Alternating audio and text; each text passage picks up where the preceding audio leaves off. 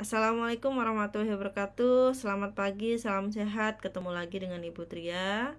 Teman-teman, kita akan melanjutkan topik kita yang sebelumnya ada di part 1 dan part 2 tentang patofisiologi sistem integumen. Ini adalah part yang ketiga, insya Allah adalah part yang terakhir ya untuk membahas patofisiologi sistem integumen.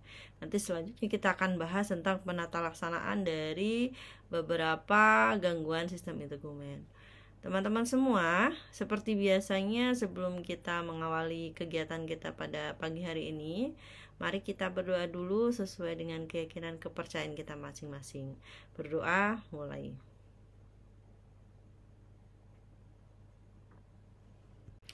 Baik teman-teman, ini adalah gangguan sistem integumen yang akan kita bahas berikutnya. Ada yang tahu ini gambar apa? Betul sekali, ini gambar akne atau jerawat ya. Ada yang punya akne? Ada yang tahu apa itu akne? Ada yang tahu apa penyebab akne? Dan sifat-sifatnya mungkin? Oke, kita akan bahas berikutnya. Akne atau yang lebih dikenal dengan jerawat ialah penyakit peradangan kronik dari unit pilosebasea atau rambut dan kelenjar sebasea, disertai penyumbatan dan penimbunan keratin, terutama di muka, leher, dada, dan punggung. Ditandai adanya komedo, papul, pustul, nodulus, kista, dan sikatrik. Kemudian kita akan bahas dulu, kita ketahui terkait dengan anatomi fisiologi kelenjar sebaseus, di mana di area inilah yang sering mengalami masalah akne atau jerawat. Kelenjar sebasea ada di seluruh permukaan tubuh kecuali di telapak tangan dan di telapak kaki. Dan juga kelenjar ini tidak ada di glans penis dan korona penis. Terutama paling banyak dan besar-besar itu ada di muka, di kulit kepala, di garis tengah punggung, dan anogenital atau skrotum. Jadi memungkinkan ya jerawat ada di skrotum ya. Kelenjar sebasea bermuara langsung pada folikel rambut menghasilkan sebum atau suatu zat lipid atau lemak. Produksi sebum merupakan respon terhadap stimulasi hormonal langsung oleh androgen testikuler pada pria, androgen adrenal dan ovarium pada wanita. Ini dia sifat akne ya, sifatnya ada inflamasi dan non-inflamasi. Yang inflamasi misalnya adalah pustula eritematosa atau inflamasi yang dekat dengan permukaan kulit, dan inflamasi yang bersifat kista, inflamasi yang lebih dalam. Lalu yang non-inflamasi itu contohnya adalah komedo atau jerawat. Namanya ada whitehead dan blackhead. Untuk yang whitehead, papula yang agak menonjol dan pucat atau komedo yang tertutup. Dan yang blackhead itu adalah sumbatan material yang menumpuk pada kelenjar sebasea atau komedo yang terbuka. Ini dia gambaran normal folikel ya, ada di kiri atas ya. Kemudian ada mikromedo, ini yang hampir menjadi sebuah komedo ya. Lalu ada open komedo dan pustul. Patofisiologi akne itu seperti apa? Inflamasi diyakini terjadi akibat iritasi karena unsur pokok dari asam lemak sebum dan karena zat yang dihasilkan oleh bakteri Propionibacterium acnes yang keduanya lepas ke dermis ketika dinding folikuler komedo tertutup mengalami ruptur. Bentuk akne ada vulgaris, ada rosacea, ada conglobata. Untuk yang vulgaris sering terjadi pada remaja dan dewasa muda sampai dengan menengah. Penyebabnya pasti tidak diketahui. Kemungkinan penyebabnya adalah pengaruh androgenik pada kelenjar sebasea, peningkatan produksi sebum, dan proliferasi organisme Propionibacterium acnes. Tempatnya ada di wajah, ada di leher, punggung, bahu, dan dagu. Komplikasinya adalah pembentukan kista, jaringan parut yang parah, konsep dirinya menjadi rendah karena adanya akumulasi erupsi kulit. Kemudian akne yang kedua, rosacea. Ini adalah jenis kronis akne di wajah yang sering terjadi pada dewasa menengah dan lanjut. Penyebabnya juga tidak diketahui secara pasti. Lesi dimulai dengan eritema pada pipi dan hidung. Selama bertahun-tahun warna kulit menjadi merah tua dan pori-pori melebar. Jaringan lunak pada hidung dapat menunjukkan rhinofima atau suatu penebalan bulosa yang tidak beraturan. Kemudian bentuk akne yang ketiga adalah conglobata. Jenis kronis akne pada dewasa menengah. Penyebabnya tidak diketahui pasti, menyebabkan lesi kulit yang serius, komedo, papula, pustula, nodul, kista, dan jaringan parut, terutama pada punggung, bokong, dan dada. Komedo memiliki lubang yang banyak dan rabas. Selanjutnya masalah integumen yang lainnya yaitu tinea. Tinea yaitu dermatofitosis atau kurap, adalah infeksi jamur dermatofit spesies Microsporum, Trichopiton, dan Epidermopiton yang menyerang epidermis bagian superficial atau stratum corneum, kuku, dan rambut. Microsporum menyerang rambut dan kulit. Trichopiton menyerang rambut, kulit, dan kuku. Epidermopiton menyerang kulit dan jarang pada kuku. Ini dia gambaran tinea capitis. Secara klinis, ini adalah infeksi jamur pada kulit, rambut kepala, alis, dan bulu mata. Etiologinya Trichopiton dan Microsporum.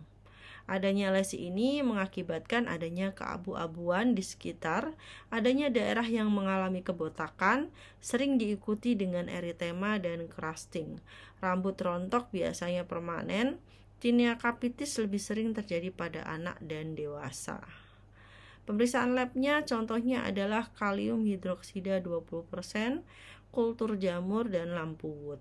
Terapinya grisofulvin, golongan azol, terbinafin. Nah, ini dia ya gambarnya tinea capitis, tinea atau jamur yang terjadi di kulit kepala. Ini juga gambarnya. Kemudian ini ada contoh pemeriksaan tinea dengan sinar wood. Jenis tinea yang lain yaitu tinea. Selanjutnya tinea cruris, yaitu infeksi jamur dermatofita pada daerah pubis dan sela paha. Penyebabnya Epidermophyton flocosum, Trichophyton rubrum, dan T. mentagrophytes. Skrotum sangat jarang menunjukkan gambaran klinis. Ini gambarannya untuk tinea cruris. Ada juga tinea corporis. Nah, infeksi jamur dermatofit pada badan, tungkai, dan lengan. Penyebabnya Trichophyton, Microsporum, dan Epidermophyton. Selain tinea corporis, ada juga tinea pedis. Infeksi dermatofit pada kaki, terutama di sela jari dan telapak kaki. Penyebabnya tinea rubrum, tinea mentak, E. flocosum, dan patogenesisnya ada jamur, kemudian ada host, lalu dipengaruhi oleh lingkungan. Faktor predisposisinya adalah lama menggunakan sepatu dalam kondisi panas, lembab gitu ya. Kemudian sering terjadi pada atlet yang menggunakan alas kaki yang cukup lama, kemudian lantai kolam yang tidak bersih, kemudian alat mandi, dan penggunaan sepatu bersama. Selain tinea pedis, ada juga tinea unguium, ya, yaitu kelainan kuku akibat infeksi jamur yang disebabkan oleh tinea rubrum dan tinea mentagrophytes.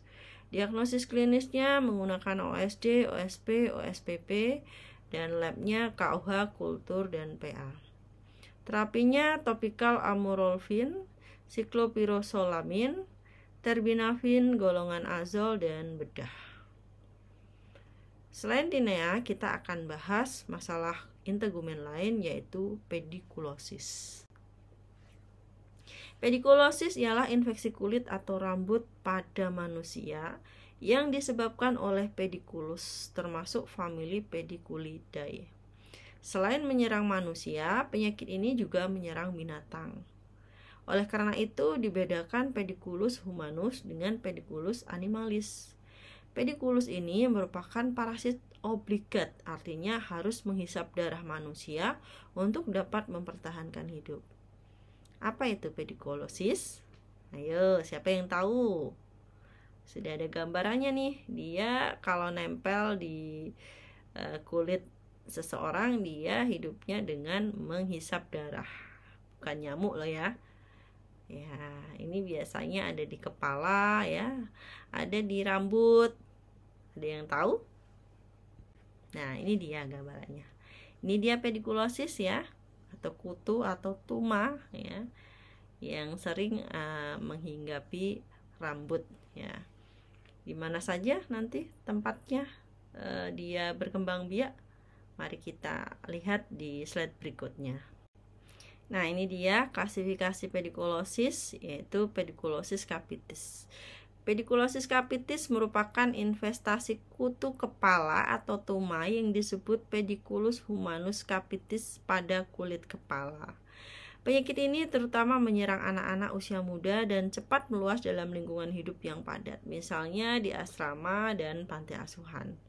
Kondisi higien yang tidak baik, misalnya jarang membersihkan rambut atau rambut yang relatif susah dibersihkan, atau rambutnya misalnya sangat keriting, sangat panjang gitu ya.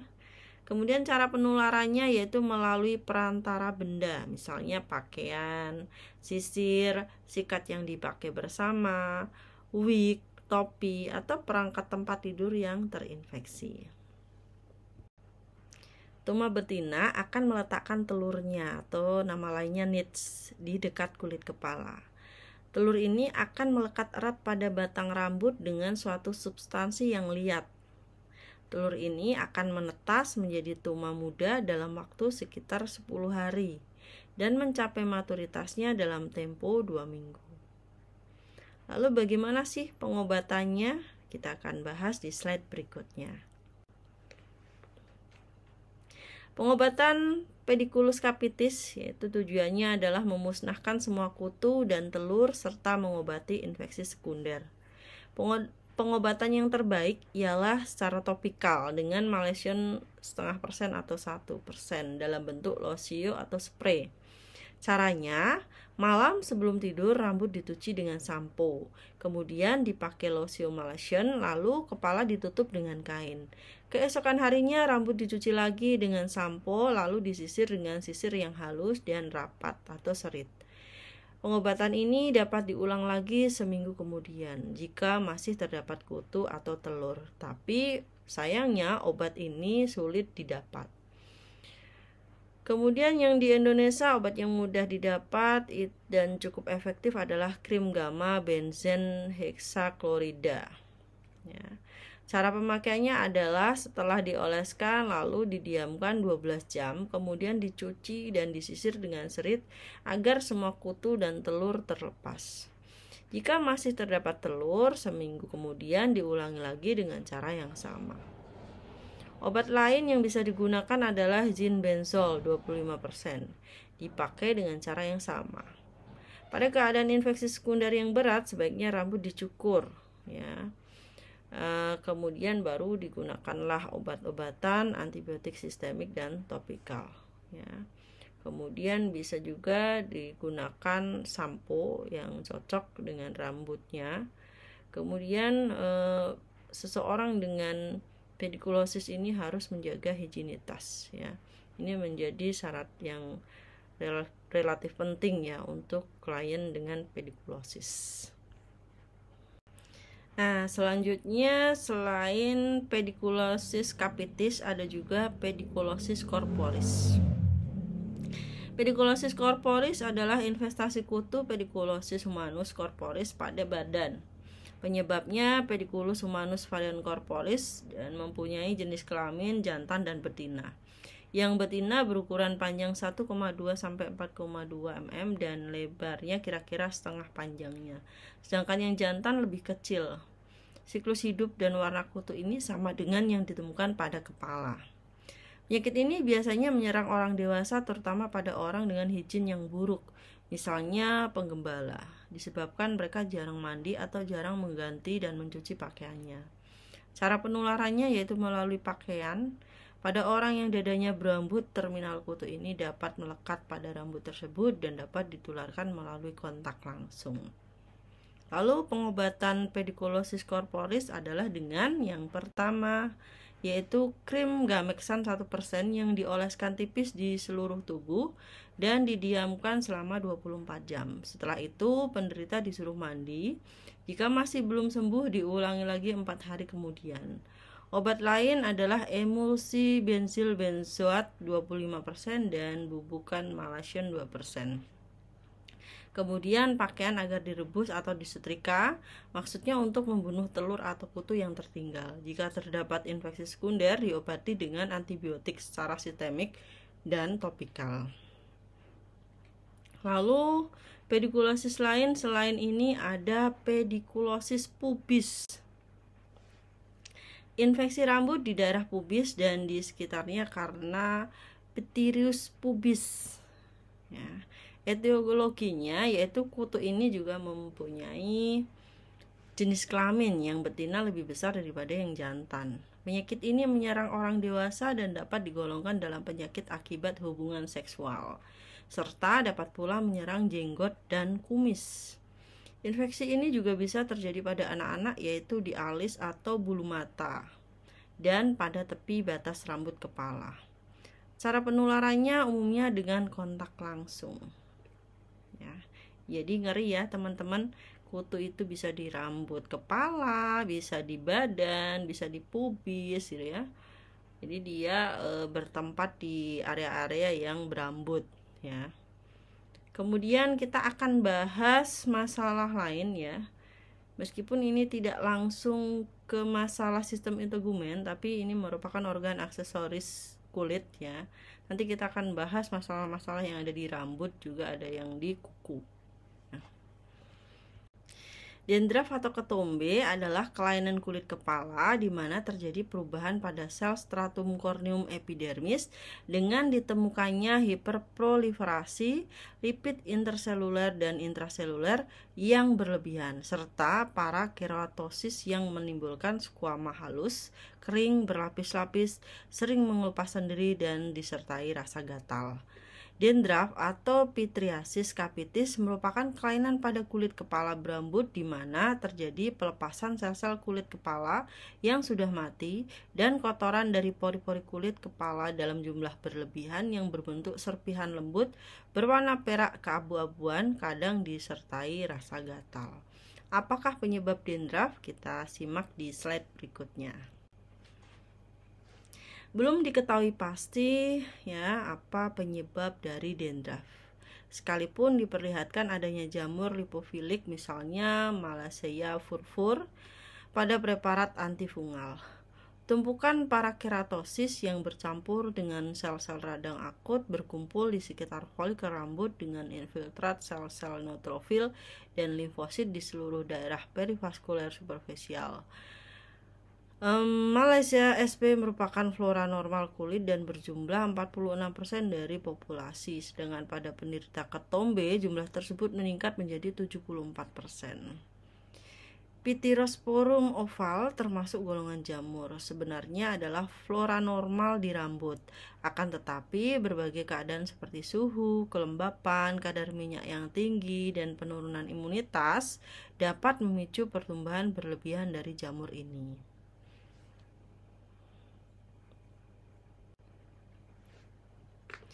Patofisiologinya, munculnya ketombe adalah sebagai tanda hiperkeratinisasi, yaitu kondisi ketika sel-sel kulit kepala terlalu cepat menua dan mati, membentuk lapisan keratin yang keras dan bertanduk. Sebenarnya, munculnya ketombe merupakan siklus alami pertumbuhan sel-sel kulit kepala. Sel-sel rambut akan tumbuh dengan fase teratur, yaitu setiap 24 hari sekali. Ketika sel-sel itu mencapai kulit kepala dan telah kering lalu mati dengan sempurna, mereka akan luruh. Sel-sel mati yang luruh berbentuk bintik-bintik putih ini yang biasa dikenal sebagai ketombe. Ketombe baru akan menjadi masalah jika pola perkembangan sel ini terganggu keteraturannya. Sel menjadi cepat mati dan sebagai akibatnya akan banyak sel kering yang muncul dan lengket di permukaan kulit kepala sehingga sulit dibersihkan dengan sikat rambut dan sampo. Oleh para ahli, ketombe dihubungkan dengan infeksi jamur Pittosporum oval dan spesies lainnya dari genus Malassezia yang merupakan flora normal pada kulit kepala di mana terjadi pertumbuhan yang tidak dapat dikendalikan sebagai faktor pencetus terjadinya kelainan pada kulit kepala.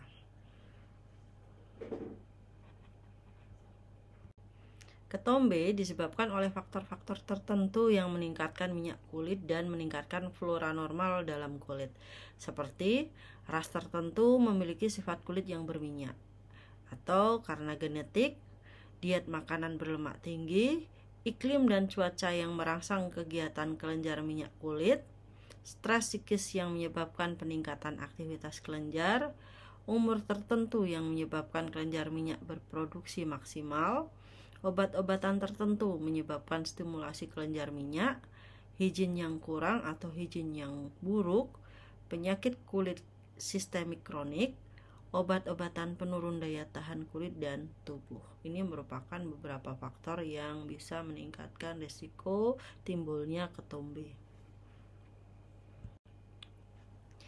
Penyebab utama timbulnya gangguan ketombe adalah keabnormalan pertumbuhan jamur Malassezia yang merupakan flora normal di kulit kepala. Pertumbuhan jamur ini tidak dapat dikendalikan karena mendapat makanan dari minyak yang keluar dari folikel rambut, sehingga dapat mengiritasi kulit kepala dan menyebabkan lebih banyak sel kulit yang tumbuh.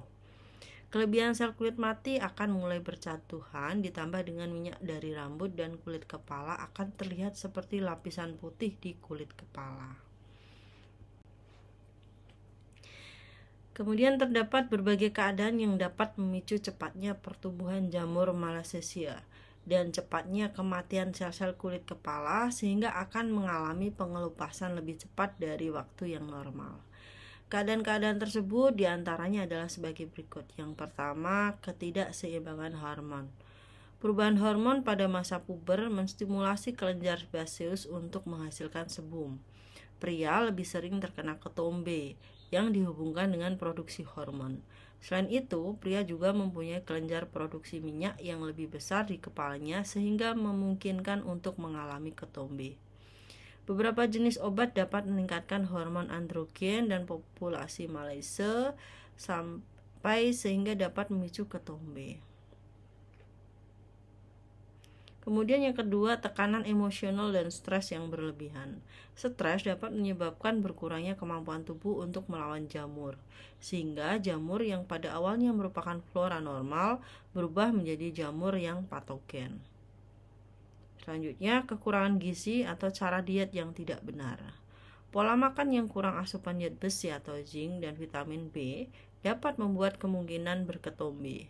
Faktor nutrisi yang berperan adalah defisiensi biotin, abnormalitas metabolisme asam lemak bebas, serta defisiensi riboflavin dan piridoksin. Kemudian penyebab yang lain adalah kulit kering. Kulit kering merupakan penyebab umum timbulnya rasa gatal dan pengelupasan kulit. Pengelupasan kulit karena kulit kering umumnya lebih kecil dan lebih sedikit dibanding penyebab ketombe lainnya. Kulit kepala dan rambut berminyak. Malassezia hidup dengan mendapat makanan dari minyak di kulit kepala, sehingga memungkinkan kulit kepala ini timbul banyak ketombe karena terlalu banyak minyak. Kemudian yang lainnya adalah iritasi pada kulit kepala. Malassezia adalah jenis jamur lipofilik yang merupakan bagian dari flora normal kulit kepala manusia yang memakan protein dari folikel rambut. Penyerapan sebagian protein yang tinggal di kulit menyebabkan iritasi di kulit kepala yang menyebabkan terjadinya ketombe. Sensitif terhadap produk perawatan rambut atau dermatitis kontak dapat menyebabkan merah dan gatal pada kulit kepala. Lalu keramas terlalu sering atau menggunakan terlalu banyak produk perawatan rambut juga dapat mengiritasi kulit kepala dan akhirnya menyebabkan ketombe. Hal lain yang memicu ketombe yaitu infeksi penyakit. Infeksi penyakit seperti psoriasis dapat memicu timbulnya ketombe.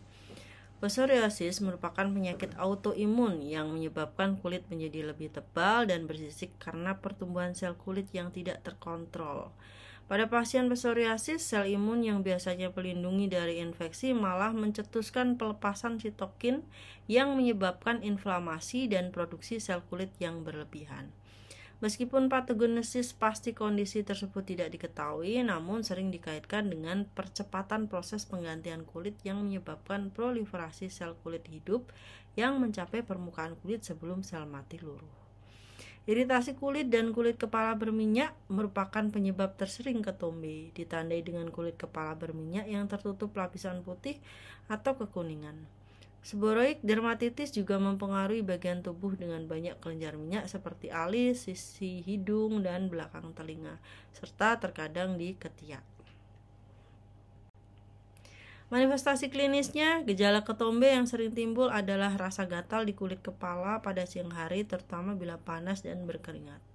Terjadi pelepasan lapisan keratin epidermal pada saat digaruk yang kemudian menempel di batang rambut atau jatuh ke baju.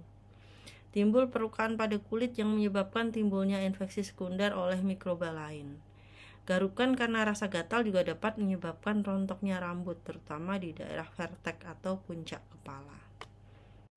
Dan ini dia gambaran ketombe ya, contoh kondisi kulit kepala yang terdapat ketombe atau dandruff.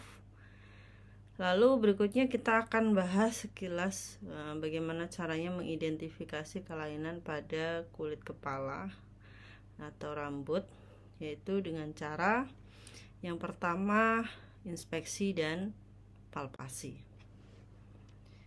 Catat distribusi, kualitas, kuantitas, kemudian distribusinya bisa normal ya. Anda perhatikan kulit kepalanya ya, muka bagian bawah ya, ada jenggot itu ya, Anda inspeksi. Lalu hidung, leher, aksila, dada anterior, punggung, bahu, lengan, kaki, gluteal, dan area pubis. Kuantitasnya ya, ada hirsutisme atau alopecia. Hirsutisme itu jika terjadi peningkatan pertumbuhan rambut. Alopecia jika rambutnya rontok atau botak. Ya. Kemudian kuantitas ya, kuantitas itu Anda lihat tekstur dan warnanya. Tekstur misalnya rambutnya kasar, halus, atau lurus, keriting, sangat kusut, kuat, berkilauan atau mudah rontok. Warnanya bervariasi mulai dari putih, bercahaya sampai hitam. Perubahan warna dipengaruhi oleh usia, nutrisi, dan penyakit. Nah, tapi dengan catatan Anda harus identifikasi juga apakah klien ini yang menggunakan pewarna rambut ya, untuk memastikan hasil pemeriksaan Anda sudah benar ya. Kemudian organ aksesoris lain selain rambut ada kuku ya.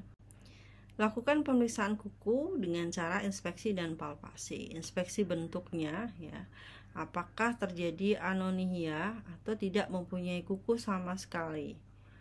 Kemudian inspeksi kelengkungannya, normalnya datar atau sedikit melengkung. Apakah terjadi clubbing? Ya, nanti kita akan lihat gambarnya clubbing itu seperti apa ya. Kemudian adesi, normalnya kuat, tidak mudah dicabut. Kemudian permukaan kuku normalnya lembut dan datar. Warnanya normalnya pink. Lakukan juga pemeriksaan capillary refill time. Kemudian inspeksi juga ketebalannya. Nah, ini dia ada berbagai kondisi kuku. Yang pertama, kuku normal itu gambarannya sudut normalnya adalah 160 derajat. Ada juga clubbing finger, yaitu falang dorsal membulat dan menggembung. Kecembungan dari lempeng kuku meningkat, sudut kuku meningkat menjadi 180 derajat. Misal terjadi pada penyakit paru ataupun pasien dengan masalah sistem kardiovaskuler. Kemudian kondisi kuku yang lain ada paronychia, yaitu inflamasi dari lipatan kuku proksimal dan lateral, dapat akut atau kronis. Lipatan berwarna merah, bengkak, mungkin nyeri tekan. Kemudian ada onycholisis, yaitu pelepasan lempeng kuku yang tidak terasa sakit dari bantalan kuku, dimulai dari distal dan banyak penyebabnya. Ada kuku teris, keputihan dengan pita distal kemerahan atau coklat, terlihat pada penuaan dan beberapa penyakit kronis. Kemudian ada pitting, cekungan kecil pada lempeng-lempeng kuku. Lalu ada leukonychia, yaitu bercak putih yang disebabkan oleh trauma, tumbuh keluar bersamaan dengan pertumbuhan kuku. Nah, ini berikutnya kita akan lihat gambaran kelainan-kelainan kuku ya teman-teman.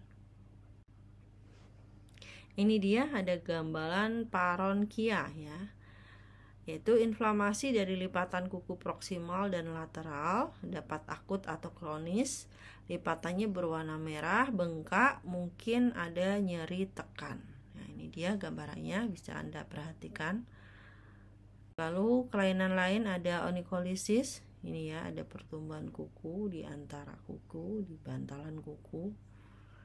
Kemudian ada teres nail, yaitu keputihan dengan pita distal, kemerahan atau coklat, terlihat pada penuaan dan beberapa penyakit kronis. Ini dia gambaran clubbing finger, yaitu falang dorsal membulat dan menggembung, kecembungan dari lempeng kuku meningkat, sudut kuku meningkat 180 derajat, misal pada penyakit jantung maupun paru. Nah, Anda bisa identifikasi nih, seperti ini nih. Coba posisikan seperti ini, harusnya di antara kedua thumb ini, jempol, ini ada rongga di sini. Tapi kalau ada masalah clubbing finger karena bengkak, jadi tidak ada ruang nih di tengah-tengahnya, ini tidak ada ruang ya. Kemudian ada masalah lain di kuku namanya pitting. Ini dia ya. Biasa terjadi pada kondisi psoriasis. Ini gambaran kuku ya yang mengalami pitting. Kemudian ada juga masalah lain selain di kuku, ada di rambut, alopecia ini ya, jadi kebotakan ya teman-teman, terjadi kebotakan. Maka salah satu caranya Anda jangan malas untuk mencuci rambut ya. Kemudian berikutnya referensi. Alhamdulillah kita sudah sampai slide terakhir ya. Ini referensinya. Ada beberapa referensi lain, silahkan simak di silabus masing-masing ya. Demikian pembahasan kita tentang patofisiologi ya. Bila ada pertanyaan silahkan sampaikan di dalam kolom komentar atau via WA group ya. Kemudian semoga semua yang kita diskusikan ini bermanfaat ya. Baik, demikian kurang lebihnya dari Putria, mohon maaf. Saya akhiri, wassalamualaikum warahmatullahi wabarakatuh.